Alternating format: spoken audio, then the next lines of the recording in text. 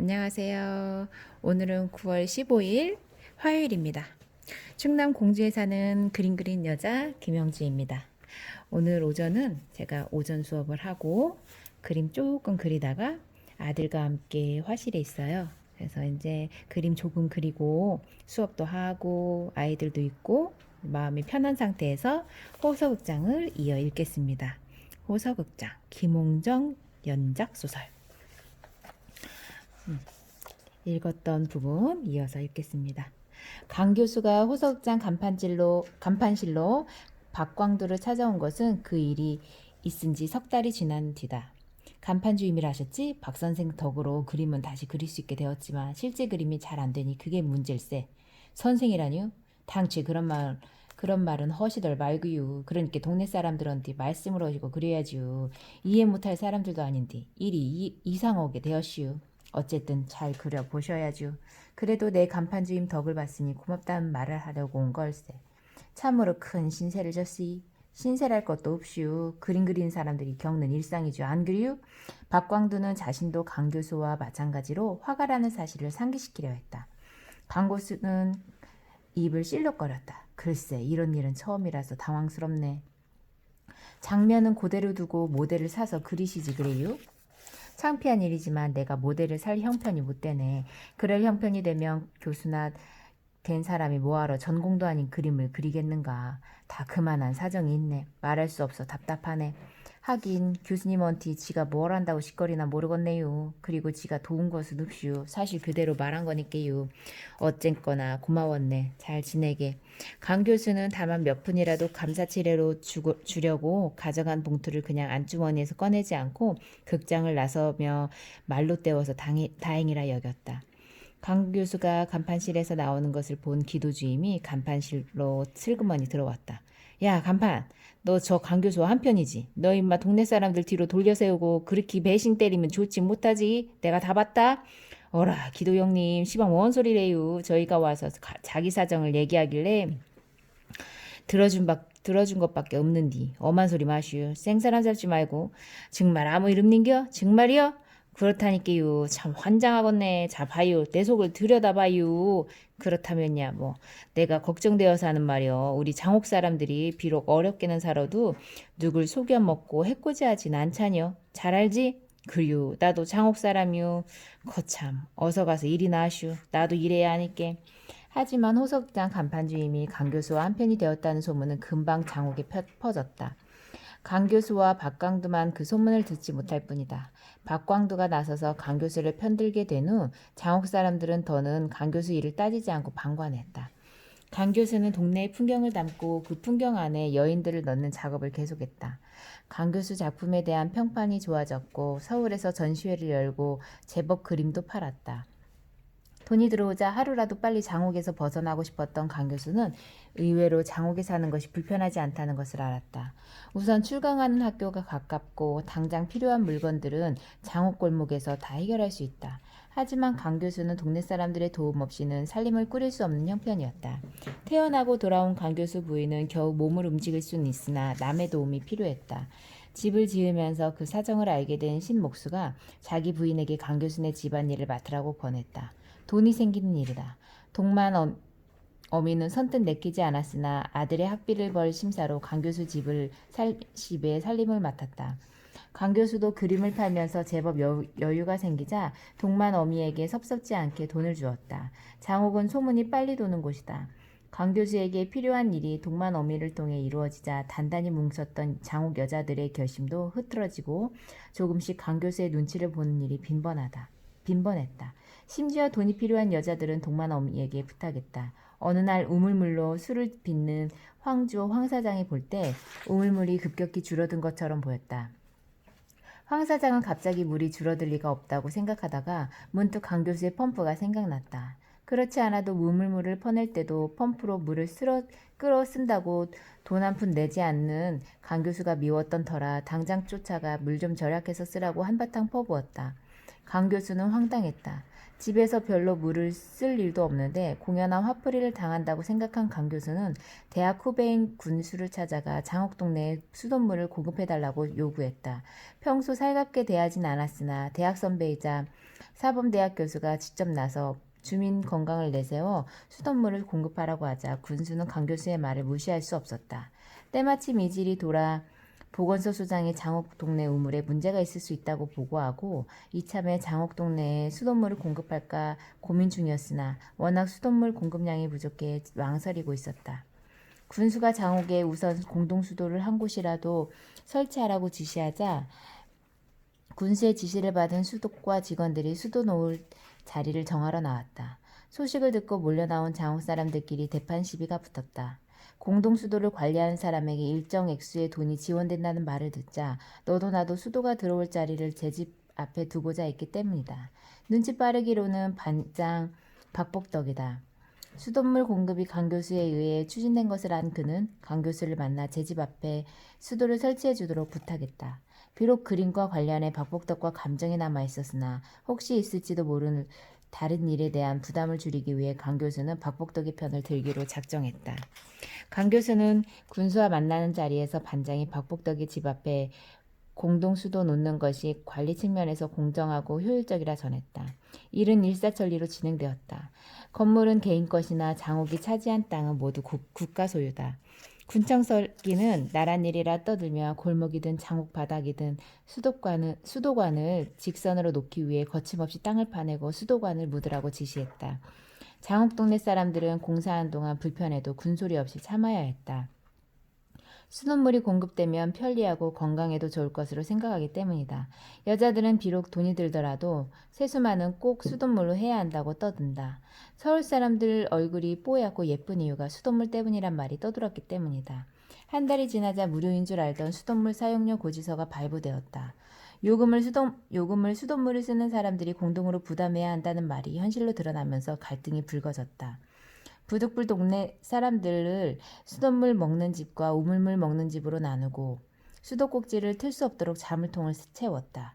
반장 박복덕은 이른 아침부터 수돗물을 받아가는 양동이 수와 크기를 적었다. 공평하게 요금을 나눈다는 뜻이지만 그가 적은 숫자를 어찌 믿느냐는 의심이 다시 생기면서 동네 사람들을 수시로 다퉜다. 박복덕의 위세가 점점 치솟자 이상한 소문이 돌았다. 박복덕은 자기 마음대로 물을 쓰고도 요금은 다른 사람들에게 내게 한다든지 박복덕에게 잘 보인 집은 가끔 받아가는 물의 양을 줄여준다는 소문이다. 박복덕은 그럴 수는 없는 것이라고 펄펄 뛰었지만 동네 여자들은 혹시라도 물 한 동이라도 그저 얻을 수 있을까 박복덕에게만큼은 정월 초하루 인사하듯이 깍듯하다. 다시 우물물을 먹겠다고 돌아서는 사람도 생긴다. 그 또한 쉬운 일이 아니다. 장옥 사람들은 돈을 무엇보다 소중히 여긴다. 장옥 사람들은 자기 아이들을 공부시켜 높은 자리에 올려 돈 많이 버는 사람으로만 만들려고 했다. 또 돈이 궁한 이들은 아이들을 학교에 보내지 않고 돈을 벌게 했는데 그 돈을 지독하게 모았다. 언제부터인지 어른들은 하루라도 빨리 장옥을 떠나기를 바랐다. 호서극장에서 보는 곱고 세련되고 풍요로운 영화 속의 생활이 자신보다는 아이들에게 이루어지길 간절히 바랐다. 장옥 아이들은 어른들의 바람대로 누구든 공부했고 누구든 어릴 적부터 일자리를 떠돌았다. 머리가 깬 아이들은 상급학교로 진학해 대학을 갔고 몸이 단단한 아이들은 종합체육관으로 몰려가 태권도와 권투를 배우고 유단자가 되거나 권투 시합에 나선 아이들은 새로 결성한 조직에 들어가 자리를 차지하기 시작했다. 교회 오전 예배를 마치고 돌아온 사촌 인경을 기다리는 동안 의뢰 수학과제를 풀거나 영어 사전을 외지만 조급한 마음으로 큰 성과를 기대할 수는 없다. 그저 책을 펴고 앉아있을 뿐이다. 사촌 인경은 엊그제 늘 있는 일처럼 일요일 오후 1시부터 상영하는 영화표 2장을 놓고 갔다. 이 영화는 꼭 보고 싶었거든. 네가 같이 가야 해. 늘 같은 말인데 부탁을 하거나 동의를 구하는 말이 아니다. 난 너와 함께 영화를 볼 거야. 명문고 학생과 함께 영화를 본 것이 좋거든. 다른 애들이 뭐라 생각하든 상관없어. 아버지께서 알아도 네가 있으면 혼내지 않으시니까. 인경은 생일이 꼭 이틀이 빠른 사촌이다. 장업 동네에서 태어났고 함께 놀았지만 일찍 학교를 그만두고 인쇄소 격리사원이 되었다. 인경은 오늘도 제 시간에 오지 않을 것이다. 지금껏 시간을 지킨 적이 없었고 늦게 와도 미안해하지 않는다. 좀 바빴어. 일요일이라고 그리 한가한 것이 아니거든. 영화 시작했겠다. 짙게 칠한 붉은 입술과 치켜진 꼬리와 둥근 각을 이루도록 길게 눈썹을 그린 솜씨가 능숙하고 제법 화려하다.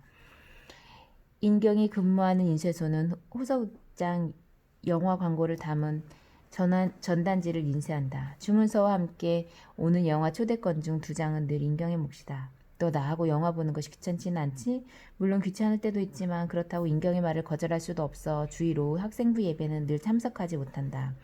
학생부 회장은 학교에서 만날 적마다 학생부 예배에 왜 나오지 않느냐고 묻고 다음 주엔 꼭 만나자고 한다. 고개를 끄덕였지만 일요일 오후 인경이 영화 보는 일을 거르지 않았으므로 예배 참석은 어렵다. 영화를 보는 것으로 끝나는 것은 아니다. 관람한 영화에 대해 나름 진지하게 평하는 말을 들어야 한다. 물론 귀찮을 때도 많지만 겉으론 드러내지 않는다. 인경은 영화를 보고 근사한 단어들을 동원해 이야기하는 것을 좋아하고 나름 많은 이야기를 준비한 느낌이 든다. 어쨌든 인경의 말을 들으며 놀랄 때가 많다. 카타리나 블룸의 잃어버린 명예. 무슨 일이 일어났는지도 모르는 이혼한 가정부인 27살의 여성이 우연히 만난 남자를 집으로 데려왔다가 다음날 경찰에 연행된다. 테러범으로 몰린 남자는 사라졌는데 카타리나는 테러범 남성과 교제한 파렴치한 여성으로 거대 언론에 의해 몰리고 억압되어 모든 것을 잃고 절망하다가 결국 언론사 기자를 죽이는 내용이다. 영화를 보는 그 시간 극장은 텅 비었고 의외로 장황한 대사로 인해 영화는 지루하다. 인경은 이런 극장 분위기가 너무 좋다고 중얼거린다. 훗날 이 영화를 기억하는 이조차 드물 것이다. 영화는 인생이야. 양면성을 다 보여주지. 그렇지.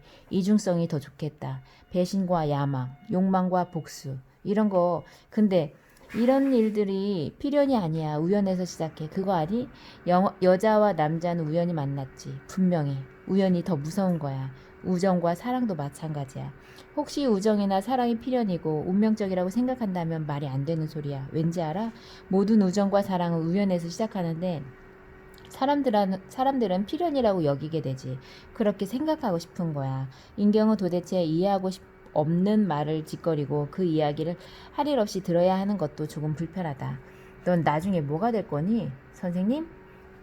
너한테 잘 어울리겠다. 난 네가 영화배우가 되었으면 좋겠다. 넌 목소리가 좋잖니? 성우들이 대역하는 영화는 정말 싫어. 네가 나와서 속삭이듯이 말하면 얼마나 좋겠니? 이해하지? 너도 그러고 싶지? 그렇다. 인경의 말대로 영화배우가 되든지 대본을 쓰든지 영화를 만들든지 하고 싶다. 하지만 그런 일은 영화 속에서나 가능한 일이지 실제 일어날 일이 아니다. 그냥 아무 생각 없이 기계적으로 수학 문제를 풀고 영어 문장을 외우는 것이 좋다. 다만 인경과 함께 있어서 얻은 것은 영화 속에 나오는 명대사를 원문으로 따라 외우고 필요할 때 꺼내 읊조린다. 그럴 때마다 남들과는 다르게 우월하고 행복한 기분이라고 중얼거린다. 극장에는 쥐가 살고 있다. 어제는 늦게까지 공연이 끝나지 않았다. 하츠나가 지치지 않고 앙코르를 받아주었기 때문이다. 그녀의 노래는 바닥이 없다. 어쩌면 종일 불러도 멈추지 않을 것이다. 사내들은 집으로 돌아갈 생각이 없는 모양인지 계속 박수하고 휘파람 불고 환호성을 질렀다. 여자들은 하츠나의 노래를 따라 부르며 자신도 가수가 되거나 노래 속의 주인공이 되는 환상에 젖을 수도 있겠다. 앙코르가 계속될수록 매니저는 안절부절 못했고 극장 직원들은 자주 시계를 들여다봤다. 통금이 다가오고 있기 때문이다. 하츠나는 세 곡이나 더 부른 후에 무대 뒤로 빠져나갔다. 하츠나가 사라진 쇼는 파장이다. 관객들은 한꺼번에 출입구로 몰린다. 관객들이 무사히 극장을 나설 수 있는 시간을 마련하기 위해 보조사회는 무명가수 금란화를 무대로 불러낸다. 금란화는 새로 들어선 산성시장 나이트 전속 가수다. 그녀는 팝송과 김추자의 노래를 불렀다. 님은 먼 곳에가 끝날 무렵 극장 안에 남은 관객은 무대 앞자리에 대여섯절 뿐이다. 새벽은 더디 오는 법이 없다. 극장에서 같은 거리만큼 떨어져 있는 성결교회와 감리교회의 종소리는 동시에 울려 새벽을 깨운다. 늘 같은 시간에 종을 치지만 성결교회의 종이 울리면 이어서 감리교회의 종이 울린다. 같은 시간에 울려도 메아리가 되어 소리가 퍼진다. 일어나야 할 시간이다. 매일 종소리를 들으며 어제였던 하루와 오늘이 된 하루를 되새긴다. 물론 어제와 오늘이 다를 것은 없지만 뭔가 다른 일이 생길 거라고 기대한다. 잠자리에서 더 머뭇거릴 틈이 없다. 조금 더 늦으면 제때 극장 청소를 마치고 충분히 환기를 시킬 수가 없다. 의자에 앉은 먼지를 닦는 일은 어차피 해도 그만, 안 해도 그만이다. 햇살이 들어오며 뿌옇게 가라앉거나 날아다니는 모습을 보고 생 난리를 칠 것이나 극장은 햇살이 스미는 것조차 막아야 하는 어둠의 밀실이다. 어둠의 밀실로 모여든 인간들은 시선을 한 곳에 둔다. 시선이 모이는 곳은 무대다. 그 무대 또한 밀실보다 더 컴컴한 곳이었으나 작은 불꽃들이 달려가 화면 전체를 채운다. 작은 불꽃들은 조작된 이야기의 파편들이지만 사람들은 그 파편들이야말로 자신들이 꿈꾸는 삶이라고 여긴다. 파편들을 흉내내어 달콤한 거짓과 꾸민 우울로 아름다운 여인이나 멋진 사내를 취하려는 집요한 욕망을 찬란한 별빛의 사랑이란 말로 포장하며 감춘다. 아슬아슬한 걸음으로 막다른 골목으로 이어지는 다리를 건널 때 사내나 여자들은 어둠 속에 감춘 발가락을 꼼지락거리기 시작한다. 그건 슬금슬금 줄을 타고 오르는 거미처럼 결국 먹이를 낚아챌 욕망으로 흥분하고 있다는 증거다. 하지만 깊은 늪속으로 빠져드는 짐승처럼 닥쳐올 운명, 배신이나 상처, 죽음을 잊게 된다. 누가 그들을 어둠 속으로 내몰았는지 돌이켜보면 인간들은 근원적으로 어둠 속에 있길 소망하는 것을 깨닫게 된다. 가늠한 여인에게 돌을 던질 수 있는 사내나 여인들은 없다. 선명하게 보여주는 무대 속 세상은 그들에게 이미 정해진 길이 아닌 막다른 파국으로 달려갈 무모를 강요하고 발정난 동물처럼 괴성을 지르거나 엉덩이를 흔들면서 거리를 활보하고 다시 포장된 어둠 속으로 사라지게 한다. 그들은 아무 때나 교미하고 새끼들을 내지르는 쥐들과 다를 것이 없다. 이미 쥐가 된 그들은 자신들이 먹다만 찌꺼기들을 앉았던 의자 밑이나 앞자리 뒤 공간에 마구 쑤셔넣고 아무 일도 없었던 것처럼 돌아갔을 것이다. 그 어둠의 밀실 바닥을 쥐처럼 훑고 다니는 흘려놓고 간 오물들을 쓸어내고 닦는 일이 내 일이다. 평소와 다르게 이주일은 공연 첫 순서로 하춘아를 불러냈다. 없던 일이다. 메인 가수는 마지막에 나오는 법이다. 하지만 너스레를 떨던 이주일이 느닷없이 무대 불도 끄기 전에 하춘아를 부른다. 연주자들도 당황하는 빛이 역력하다. 생글생글 웃으며 무대 앞으로 나오던 하춘아가 뒤돌아서서 연주자들에게 두어 마디 건넨다. 안녕하세요. 사람들도 어리둥절할 뿐이다. 아직 객석도 소란하다. 하춘아가 무대 앞으로 나서며 느닷없이 가슴을 흔든다. 평소 볼 수 없는 일이나 관객들은 눈치껏 와 환호성을 지른다. 왜 제가 먼저 나오니 이상해요? 일찍 극장에 오신 손님들을 위한 서비스. 드럼 소리가 요란하다. 이주일이 여보 마누라 입을 열자 하춘아가 왜 불러 하고 받는다. 잘했군 잘했어다. 물새 한 마리까지 날린 하춘아는 잠시 후 다시 돌아온다는 말을 남기고 사라지자 오미자가 마이크를 받는다. 하춘아는 산성 관광호텔 나이트클럽으로 달렸을 것이다. 이주일은 무대 밖으로 나아가지 않는다. 오미자는 이미자 고종사촌이라 이미자보다는 얼굴이 예쁘다 한다. 손님들은 그 말을 믿진 않지만 해당아 피고 지는 섬마을에 노래가 시작되자 일제히 탄성을 지른다. 오미자는 이미자 고종사촌이 아니라 이미자다. 관객들은 가수가 쉬는 틈틈이 음료수와 주전부리를 사러 매점으로 달린다. 하춘아가 언제 다시 나올지 몰라 마음이 급하다. 매점 앞에는 긴 줄이 늘어선다. 공연 시작 전 준비하지 않은 것을 후회하지만 이미 소용없고 원하는 군것질거리가 남아있길 바랄 뿐이다. 그 덕으로 매점 물건은 완전히 바닥을 드러냈다. 물건이라야 음료수와 오징어, 문어다리, 기름에 튀긴 과자, 보름달, 꽈배기, 찹쌀떡 등 간식거리지만 일손 여유가 있는 간판 주임과 보조, 영사실 보조까지 매점에 달라붙었다. 영사주임은 영사실 문을 잠그고 일찌감치 사라진 지 오래다. 계산에 전념하던 매점 은옥은 공연 시작부터 몸이 달아 안절부절 어쩔 줄 모른다. 매점 앞에 길게 줄을 선 손님들이 줄어들지 않는다. 그들도 하춘아가 나오면 아직 여유가 있다는 것을 안다. 지금은 노은아가 물레방아 도는 내력을 열창한다. 극장 밖에서 들으며 영락없이 나훈하다. 팔 물건을 제법 많이 준비했지만 공연 시작한 지 1시간이 지나 팔 물건이 거의 떨어지자 은옥은 매점을 닫고 극장 안으로 달려간다. 은옥은 가수 지망생이기도 하지만 누구보다 하춘아 팬이다. 몸이야. 평소보다 청소할 거리가 넘칠 것이다. 서둘러 옷을 챙기고 극장으로 간다. 새벽 예배를 가는 사람들이 부엇 보인다. 늘 그 시간에 지나치는 사람들이라 인사를 하거나 반가울 법도 하지만 늘 낯설다. 그들은 늘 같은 찬송가를 부르며 걷는다. 내 주를 가까이 하려 함은 십자가 짐 같은 은혜로다.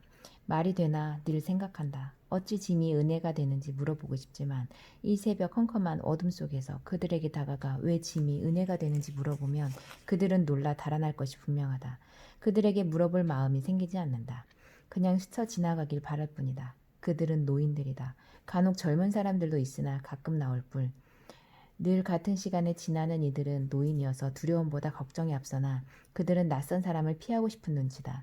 자신들을 해치는 불량배 정도로 여기는 것은 아닌지 그런 마음으로 이 새벽 예배당을 가는 이유를 모르겠다. 그들이 말하는 사랑은 진심인지 의심스럽다. 사랑이나 연민은 다음이다. 사람들이 몰려 사는 세상에서 사람에게 해코지 않은 것은 사람뿐이니 짐승보다 무섭다. 중동성당 뽕새 신부는 새벽에 교회 오지 말라고 강론한다. 아침에 시작할 일을 위해 집에서 편히 쉬라고 한다. 예수의 가르침은 일하면서 틈틈이 생각하면 된다고 말한다. 공연히 어둠 속을 걷다가 발목을 다치거나 강도질하는 사람들에게 몸이라도 다치게 되면 큰일이라 말하며 웃는다. 뽕새 신부의 말이 옳다. 가끔 어둠 속을 걷는 사람들을 만날 때 피하고 싶을 때가 있다. 극장 청소를 하면서 사람보다 쥐가 무섭다는 생각을 한다. 어둠 속에서 발목을 스치고 지나가 저만큼 멈추고 퍼런 눈빛을 드러내는 쥐. 그림 속 쥐의 눈은 붉은색으로 칠해지지만 어둠 속 쥐의 눈에선 퍼런 불꽃이 튄다. 깜빡거리지도 않는 눈빛이 사방에서 발을 노리다가 슬그머니 발을 움직이려 하며 일제히 달리기 시작한다. 놈들의 의도를 알 수 없어 등골이 옥삭해지지 않을 수 없다. 그것뿐이 아니다. 잠시 후 인간의 존재 정도는 아랑곳하지 않고 놈들은 극장 안을 저 세상으로 삼고 마구 달린다. 어차피 놈들이 다수고 위축된 인간은 놈들의 눈치를 살필 뿐이다. 영화가 상영될 때는 참으로 신기하게 쥐가 돌아다니지 않는다. 여학생들이 단체 입장이라도 하는 날 쥐가 의자 밑을 달리며 여학생의 발목이라도 스친다면 그 후에 벌어질 일들은 상상하기조차 어렵다. 다행히 쥐는 그 시간에는 제 집에서 몸을 움츠리고 있다. 아니면 골목들 사이에 둔 농협 창고에서 배를 채우거나 하수도를 가로질러 양주장으로 달려가 고구마를 아작이거나 마당에 널어놓은 고두밥을 주시하고 있을지도 모른다. 쥐가 두려워하는 것은 사람이 아니다. 녀석과 마주칠 때마다 녀석은 한 번도 슬그머니 달아난 적이 없다. 퍼런 빛을 날리며 전의를 불사르는 그놈을 보았다면 놈에 대한 생각을 달리할 것이다. 극장을 청소하는 시간, 늘 그놈과 마주치지만 애써 못 본 척한다. 그놈은 주위를 빙빙 돌기도 하고 직선으로 엄청나게 빠른 속도로 달리며 시선을 끌려고 하지만 소용없는 일이다. 물론 고양이를 데려다 놓은 적도 있었다. 그 고양이는 주책 없이 영화 상영 중에도 울어 관객들의 항의가 빗발쳤다. 쥐가 돌아다닌다는 말할 수는 없으니 달리 핑계를 댈 수도 없어 고양이는 결코 극장 안으로 들어올 수가 없다. 오늘도 어쩔 수 없이 그놈과 마주치게 될 것이다. 그 쥐를 블루 아이즈라 부른다. 꽤 낭만적이어서 블루 데빌이라 하고 싶지만 데빌이란 이름을 붙이니 더 두렵고 징그럽다. 호석장 출입문 손잡이는 쇠줄로 둘둘 감고 큼직한 자물통을 건다. 그 열쇠는 지배인과 영업부장만이 가진다. 누군가 쇠톱으로 쇠줄을 자르고 극장 안으로 들어가 매표실과 매점에 잔돈을 털어간 적이 있다. 좀도둑 소행이다. 그 출입문 안에 쇠줄을 팽팽하게 당겨 자물통을 걸었다. 그 열쇠는 내가 목을 걸고 있다. 쇠톱이 출입문 사이를 비집고 들어올 수 없다. 나는 간판실로 들어가 비상구를 열고 안으로 들어간다. 극장 안으로 들어가는 비상구는 세 곳이 있다. 간판실로 통하는 비상구 외에 극장 창고를 개조한 꽃가게에서 화장실로 통하는 비상구로 꽃가게 식구들이 쓰는 곳이다. 마지막으로 극장 무대에서 곧장 농협마당을 통하는 비상구가 있는데 이 비상구는 극장쇼 출연자들이 몰려든 관객들을 피해 극장을 떠날 때만 사용한다. 관객들이 하춘아에게 사인을 받거나 사진을 찍으려 해도 소용없다. 극장 식구들이 극장 앞 출입문에서 바람을 잡는 동안 벌써 어디론가 사라진 뒤다. 하춘아는 극장 공연이 끝나면 농협 앞에 주차한 봉고버스를 타고 유성으로 간다. 1시간 반 후면 관광호텔 나이트클럽 공연이 이어질 것이다. 비상구를 열고 커튼을 걷자 쥐들이 마구 달리기 시작한다. 극장 커튼을 여는 것은 쉬운 일이 아니다. 단 한 번에 힘차게 잡아당기면서 제쳐야 한다. 든든한 고리는 제법 틈이 넓었지만 나보다 10배가 좋게 넘는 길이의 커튼을 잡아당길 때 뭉치게 되면 더는 열 수도 다시 닫을 수도 없어 사다리를 가져와 오르내려야 한다. 평소에는 굳이 커튼을 열지 않지만 오늘 커튼을 연 이유는 바닥을 세밀하게 봐야 하기 때문이다.